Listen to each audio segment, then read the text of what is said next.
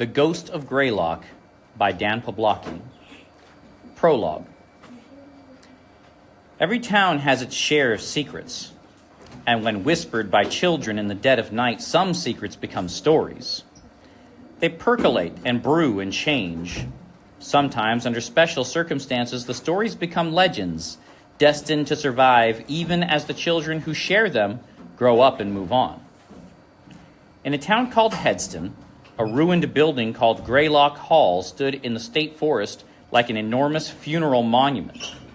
It had once been a notorious psychiatric hospital, housing almost 1,000 patients. Local kids referred to it as the asylum in the woods, and most of them knew well enough to stay away. Since its closing, the secrets contained within the hospital's walls had given rise to a frightening legend of madness and murder. If you had grown up nearby, the subject of that legend, a nurse who had worked the graveyard shift, would have haunted your nightmares from an early age. It started with a storm. Late one night, while the hospital was still in operation, the building lost electricity in the midst of a summer thunderstorm. During the blackout, one of the patients from the youth ward went missing. The next morning, the staff found the girl's body, drowned, bloated, and blue, face down in the reeds at the water's edge. Then, several months later, a second patient drowned. Another storm, another power outage. Some of Graylock's staff grew suspicious of the nurse who had been on duty during both accidents, but they said nothing. After a third drowning, the staff wished they hadn't kept their fears secret. 3 children lost, 3 bodies discovered at the water's edge, small limbs tangled in the lakeweed, eyes staring blindly at the pale morning sky. The people of Hedston refused to believe that the deaths were a coincidence, and so they arrested the nurse who had worked the graveyard shift, claiming that the madness of the place had infected her, that she had decided death was the only way to end the suffering of the children in her charge. To add to the townspeople's horror, a day after her arrest, the police discovered the nurse's body hanging from a bedsheet that she'd tied to the bars of her cell. With the nurse's death, the truth of the matter would remain her secret, a secret that became a story that became a legend. Within a few short years, the hospital was shut down. Graylock Hall was left to rot. But in the town of Hedston, the tale of Nurse Janet lived on. And they say that inside the abandoned building, a woman in white still wanders the corridors, her thick-heeled shoes click-clacking against the tile as she follows just an arm's length behind anyone who dares to intrude. When she catches you, she sticks you with her needle, then drags you outside to the water's edge, down to the deep tangles of the clutching lake weed. They say she smiles as she holds you under, her face blurred as you stare up through the silvery surface, her teeth glistening white, delighted to continue her murderous quest to end the suffering of the insane. For who but those with their own touch of madness would dare to enter the asylum in the woods and pursue its terrible secrets? Everyone knows you'd have to be crazy to do something like that. Part 1, Hideaway. Chapter 1. Sitting on the porch of his aunt's Victorian house, Neil Cady clutched a small satchel in his lap and waited for his new friend Wesley Baptiste to arrive. Neil had found the bag at the back of the pantry in his aunt's kitchen, and he knew it would be perfect for exploring Graylock Hall. Inside, he had stashed a small flashlight for the shadows, one of his sister's bobby pins for picking locks, and a bottle of water, some plastic sandwich bags for collecting evidence, his digital camera, and a notebook and pen. The night before, Wesley had told him the legend of Nurse Janet. Even after hearing the dire warning to keep out of Graylock or else that concluded the tale, Neil wanted nothing more than to get inside the asylum in the woods to see for himself what all the fuss was about.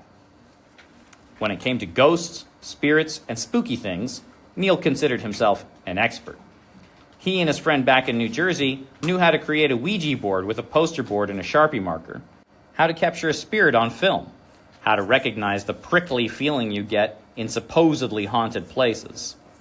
These all took practice to master, but Neil had some good mentors. His favorite show, Ghostly Investigators, came on every Friday night. Neil had not missed an episode since the show had started 2 years ago. The hosts, Alexi and Mark, had 3 great tips for optimizing data collection during a ghost hunt. Keep your batteries fresh, your mind open, and your underwear clean. Waiting for the bus home? Neil turned to find his older sister, Bree, standing behind him in the doorway. "Ha ha," said Neil, swiveling away from her. "So funny you are."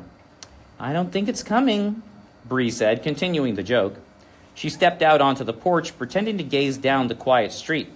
A strong breeze shook the leaves in the woods across the road, as if a phantom vehicle were passing by on its way to an unknown destination. After a moment, Bree sat down next to him. "Seriously, though, why do you look like you're going somewhere? Aunt Claire and Aunt Anna told us to wait here for them." Aunt Claire mentioned they'd be right back. Neither of them said anything about waiting for them. His sister pursed her lips. "They're picking up groceries to cook us dinner tonight. The waiting was implied." "Look, I don't want to get on their bad side after only 2 days up here." "I've got plans," Neil said softly. "The more time I spend around the aunts, the more I think about Mom." He kept that thought to himself. "Plans?" Bree squinted at him as if to scold him. "Oh, well, if you've got plans, sorry."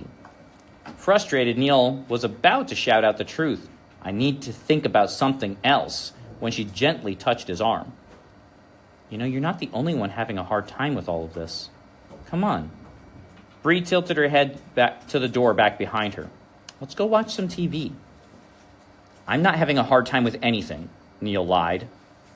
"I just don't feel like moping around when we've got a whole new town to explore." "You're skipping out on the aunts to explore Headston?" Bree's tone conjured a picture in his mind of the run-down main street he had first encountered a couple of days ago. The polluted river smelled a bit like old coffee. A short yellow waterfall poured over a concrete divider near a small bridge at the town's edge. Rusted train tracks, the wooden ties of which were well on their way to a state of rot, crossed through what had once been a thriving business district. The grass had grown so high between the disintegrating planks that when the wind rustled the tall stalks, it almost sounded like a whistle. The sidewalks of Headston were cracked and crumbling. Step on a crack. It was a wonder that everyone up here's mother did not have a broken back. Aunt Claire's pie shop's the only thing that place has going for it. What else do you and Wesley think you're going to find out there? We're not going into town. Bree flinched. Well then, where are you going? Neil hesitated. The insane asylum. Graylock Hall? It's a psychiatric hospital, Bree said. I don't think people call them asylums anymore, except for in horror movies. Well, Wesley says it's haunted. We're going to go look for ghosts. No way. What do you mean, no way? Give me a break, Neil. In what world do you think it's okay for you to go break into an abandoned building? Who knows what kind of toxic stuff is floating around in there? Never mind what might be hiding in there. Or who. Neil cringed. He should have just lied.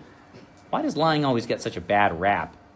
The thought of an empty building in the woods had been his only incentive to get out of bed that morning. Since Wesley had told him about the hospital the night before, he had been ecstatic to have a real reason to be here in Headston. It was something to do, somewhere to go, to escape the idea of his parents. Back in New Jersey, his mother was lost in a swarm of anxious thought. Trouble that had been sparked by his father's departure earlier that year to pursue a long-dreamed-of acting career in California. Neil's parents had created their own hideaways, both real and imagined, and now Neil would too, like parent, like child. He hoped the mystery of Nurse Janet would be his escape from all of this. Thank goodness for non-existent cell service near the mountains, or else Bree might actually have a chance of stopping him. The aunts were virtually unreachable at the grocery store. Still, they could turn into the driveway at any moment. So, since you're worried about me, why don't you come along too? Neil said, forcing himself to smile, shrugging his shoulders, chuckling a little bit. When his sister raised an eyebrow, he realized he laid it on too thick. Nice try. Bree grabbed his arm. Come on, let's go inside. Neil began to pull away when a sputtering noise came up the driveway. Thin rubber tires kicked up gravel. A boy on a bicycle skidded to a stop. It was Wesley Baptiste. Hey, Neil, you ready? Someone else turned off the street and rode swiftly up the path. He stopped beside Wesley and lifted off his helmet. Neil realized instantly who the boy was. Wesley had mentioned an older brother, but had said nothing about him coming with them. This is Eric. Eric was like a stretched-out version of his little brother. His face was longer, his jawbone more angular, his shoulders wider. His eyes and skin were slightly darker than his little brother's, but it was obvious that the two boys came from the same parents. Straddling his bike, Eric waved a curt salute. His band kicked him out this morning, so he's decided to tag along. He plays guitar. Eric's smile dropped away and he threw a death glare at his little brother. They didn't kick me out. I quit. They're a terrible band. Bree stood, moving in a fluid motion, like a dancer lifting delicately off a stage. Neil watched as she smoothed her long brown hair and straightened the hem of her baby blue t-shirt. I play the viola, she said. As the words escaped her mouth, she blushed. Eric simply stared at her. So, I know how hard it can be to work with other musicians. An orchestra in my case, which is slightly different, but still. She cleared her throat. Maybe I should come with you guys too. I mean, it's probably a good idea to have some adults there, for safety's sake. Neil pressed his lips together. He hated when she made him feel like a kid, even though she was only 4 years older than him. I just have to grab my sneakers. Wait for me. She dashed into the house, not listening for an answer, slamming the screen door behind her. Who's the adult? Wesley said to Neil. I thought you said that Bree was only 16. Give the girl a break, Eric said. She's just looking for an adventure like you guys. Neil raised an eyebrow as Wesley stared at him. Chapter 2. The Baptiste brothers leaned their bikes against the side of the porch. Since Bree didn't have a bike of her own and was scared to ride on any of their handlebars, they would all have to walk. Neil was annoyed, but at least Bree had given up her goal of keeping him from going to Graylock. Taking a right at the end of the driveway, the small group hiked along the side of the road. The summer sunlight filtered between the tree trunks, making stripes of shadow at their feet. Cicada song rose and fell in nearly deafening waves. The beauty of the afternoon clashed with the group's intention, a fact that was not lost on Neil, who grew increasingly excited with every step. He could almost feel the presence of the building in the woods waiting for him. How much farther? He asked. There's a turnoff just ahead. I can't believe how close your aunts live to this place. I can't believe Neil had never heard of Graylock until I told him about it last night. Me neither, Bree said, skipping forward so she could walk next to Eric. I mean, I've known about it for years. After a moment of uncomfortable silence, she added, So, how did you guys meet? Well, Wesley's my little brother, so we go way back, Eric said with a smirk. Bree blushed. Yeah, I got that. But where did Neil find Wesley? At the library, of course, Wesley said. A couple of days before, when Neil and Bree had arrived at their aunt's house, the first thing they all did together was visit the pie shop. After eating an amazingly gooey piece of pie at the shop's cozy cafe, Neil thanked Claire and Anna and asked if he could stroll down Tully Avenue, the main road running through Headston. He hadn't been able to get his mother's tear-stained face out of his head. I just need some time alone, honey, she had informed him only a week earlier. Her sister Claire had offered to take Neil and Bree for the summer. Headston was several hours north of their home in New Jersey. Neil's uncle Felix lived closer in a studio apartment in Jersey City, but he also worked nights in New York City. They would have been alone most of the day and evenings. At night, they would have had to sleep together on a small fold-out couch. So instead, Neil had escaped up to the country with his sister, only to find unlimited time to think about all the horrible things his brain insisted he remember. Neil now understood, you cannot escape from yourself. He also understood his brain was not so different from his mother's. That first day in Headston, Neil walked up and down Tully Avenue several times, kicking stones out of his way, plucking leaves off shrubs in front of shabby-looking cottages, humming nonsense songs to himself. Neil had passed the library twice before he noticed a boy sitting on the top step, staring intensely off into the distance. Neil turned toward where the boy was gazing, but all he could see was a dip in the road that revealed a wooded hillside. The leaves of the far trees were blowing in the breeze. "Do you see him?" the boy asked from the top of the stairs. After a few seconds, Neil realized the boy was talking to him. "See who?" "The Green Man," the boy said with a smile. He wore a white t-shirt with what looked like a neon purple popsicle stain dribbled down the front. His frizzy black hair lay half-curled like a mop on top of his head. Neil looked back across the street, trying to find someone who might fit the description of Green Man, but there was only trees, hills, sky, clouds. "Oh, don't tell me you've never heard of the Green Man," said the boy, waving for Neil to come up the stairs. "You can probably see him better from up here." Neil followed, sitting next to the boy on the top step. "Green men are from Irish folklore. They're kind of like a forest spirit." "A forest spirit? Is that like a ghost?" Not really. It's more like an entity." An entity? Neil found himself amused and disturbed at the same time. The boy sounded a little bit crazy. "Want me to teach you how to see him?" "Okay," Neil said, remembering Alexei and Mark trying to stay open-minded. "It's mostly a mental thing. First, you have to relax. Look off at the hillside. Let your vision go all fuzzy." Across the small valley was a blur of green. Trees, trees, more trees. "Now, let the lights and the darks of the leaves leap out at you." "Leap out?" "Just try it." A few seconds later, something strange occurred. Neil didn't know how it happened, but just the act of staring, concentrating, put him in a different kind of place. He could feel the cold stone steps beneath him, the breeze tickling his face, but he felt elsewhere. The shadow and light will blur. Look closer. Fall into it. He's right there, inside the blur. Look, a face. The boy was right.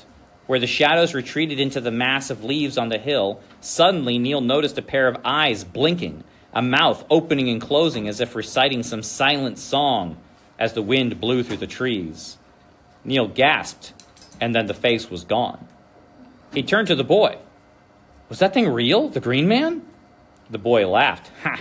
You saw him, didn't you?" He quieted and then peered off into the distance again. "You'd be surprised how easily you can find them. Sit and stare at anything long enough. Eventually, it stares back." Neil chuckled, pleased to meet someone who might be as weird as himself. He had definitely seen the face in the trees. If this boy saw it too, then they were in it together, and neither of them were crazy. The boy smiled to himself as if the Green Man across the way had suddenly winked at him. "I'm Wesley, by the way." Neil knew right then that they would be friends. By the time Neil had made it back to the pie shop, he found himself looking around at pieces of the town. Sidewalk stains, patterns in the brickwork, shadows falling across the concrete, trying to find the hidden life inside of all of it. He couldn't help but also think of his parents, how a useful skill such as Wesley's might have given him a clue to the secrets they had been keeping for so long, secrets to which he still had no satisfying answer. "Here we are," Eric said, pausing near a gravel road that led into the dense growth of a pine. Next to the inconspicuous intersection, hidden by tall weeds and low-hanging branches, a small wooden sign stood atop a thick post. Graylock Hall, State Hospital. Notice how it doesn't say anything about crazy people? Eric said with a smirk. Totally bland. Well, what would you like it to say? Welcome to the loony bin? Where is it? It's way back through the trees. You have to cross a bridge at the end of a long driveway. The main building's on a small island in Graylock Lake. The woods are state property. There's not much else out here. As the group stood at the edge of the path, a gust of wind released needles from high pine boughs swaying over their heads. The needles scattered at their feet. The dark scent of sticky sap hung in the air.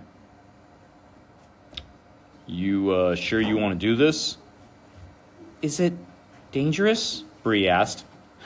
Probably, Eric answered with a shrug. Bree sighed and hugged her ribs as if protecting herself from a chill that wasn't there. But eventually, she took the first step onto the gravel road. They all walked in silence for a while. A couple of driveways turned off a thin stretch through dense trees. Neil could see buildings in the distance. Old houses. He wondered if anyone still lived in them. You don't really believe the hospital has ghosts in it, do you? Bree said. She spoke directly to Eric. It was obvious to her how Neil and Wesley felt. Well, it's hard not to believe it when so many people claim to have seen her. Seen who? The nurse. Neil would have laughed if Wesley hadn't already given him the rundown the day before. Now he listened as Eric recounted the story for his sister. Though hearing it for a second time, the story gave him chills. Okay, and we're going here. Why? Bree said, stopping in the middle of the gravel path as Eric finished the tale. Well, there's a lot to see. After Graylock was closed 15 years ago, the patients were either moved to other institutions or released. It all happened in a big hurry. They even left behind charts and specimens and medical records. Wesley skipped forward. Tell them about the padded cells with the gouge marks in the walls. Oh, or the blood stains streaking the hallway floors. Oh, or the crayon graffiti drawings that decorate the spiral stairwells. Neil could tell that Bree was truly frightened. She locked her knees and shoved her hands deep into her pockets. If they weren't careful, she might take off running in the opposite direction.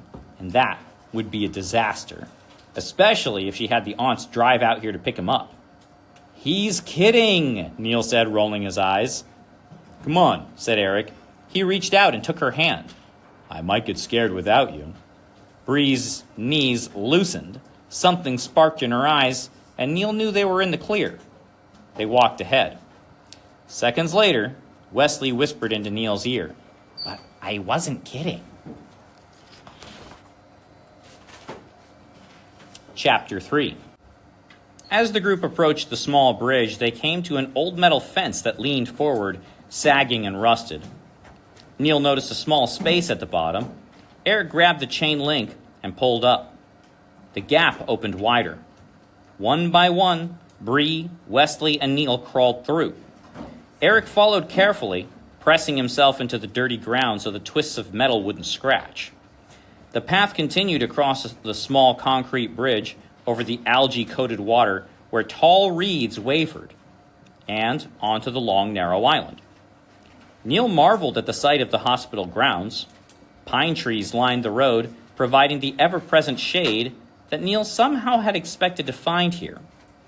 Ahead, visible between the tree trunks, stood a mass of gray stone, a gate, a wall. Neil couldn't tell exactly what he was looking at. Whatever it was covered with a moss so green, it seemed poisonous.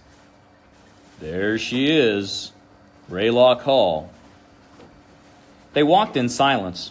The road led to a circular turnaround in front of the building. On the other side of the circle was the hospital's main entrance, a wide stone staircase that rose toward a recessed entry. Within the shadows of the portal, impenetrable black iron doors were chained shut. The building was not wide, but each of its 3 floors seemed to rise taller than the last, so that the place loomed, as if it were actually leaning toward them, trying to hypnotize them into coming forward. A small walking path circumnavigated the hospital. Opposite this trail, the land sloped quickly toward the water. It wasn't difficult for Neil to imagine a patient wandering out in the night and tumbling into the lake. Farther from shore, unimpeded by the shade of pines, lily pads floated in the sunlight.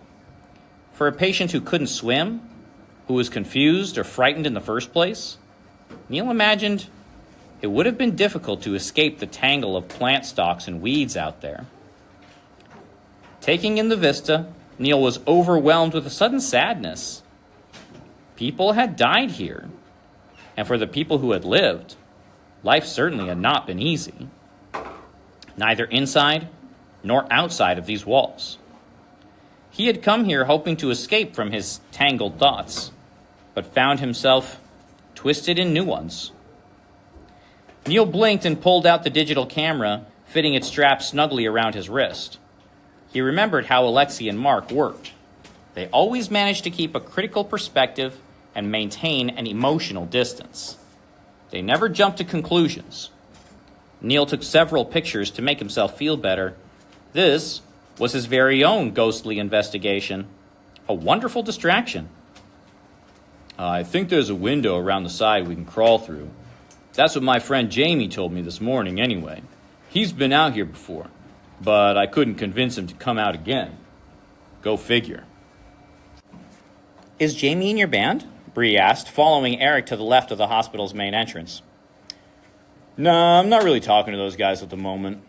The two walked on. Neil and Wesley hung back. Are you sure you're ready for this?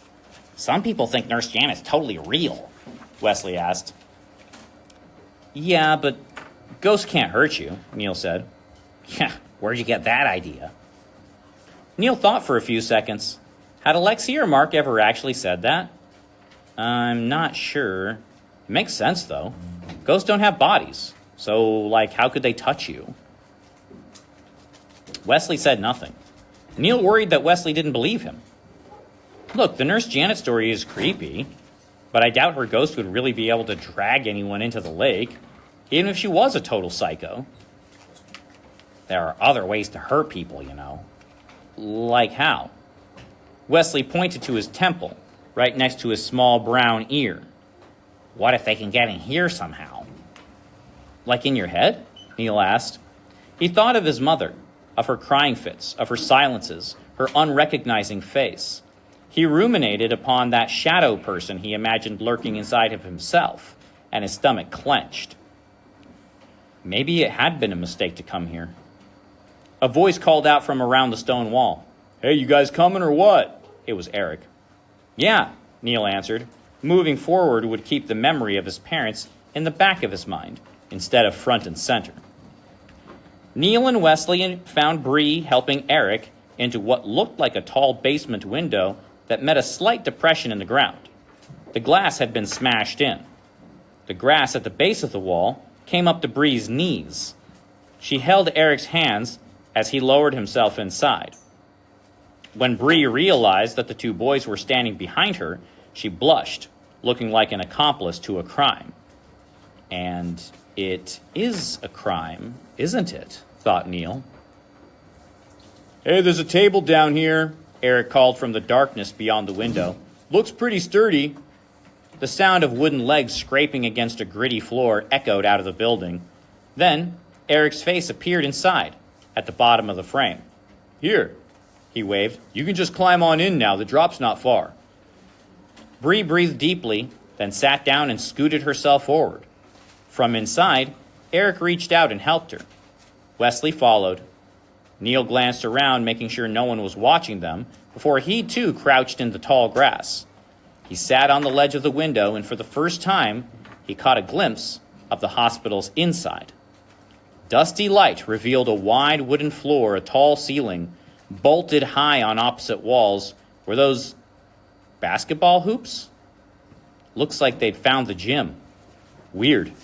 And kind of cool. Neil lowered his bag inside. Below, his sister held it for him. Then he dropped to the table. The safety of the sunlight remained outside, Inside, the world had turned to shadows and dust.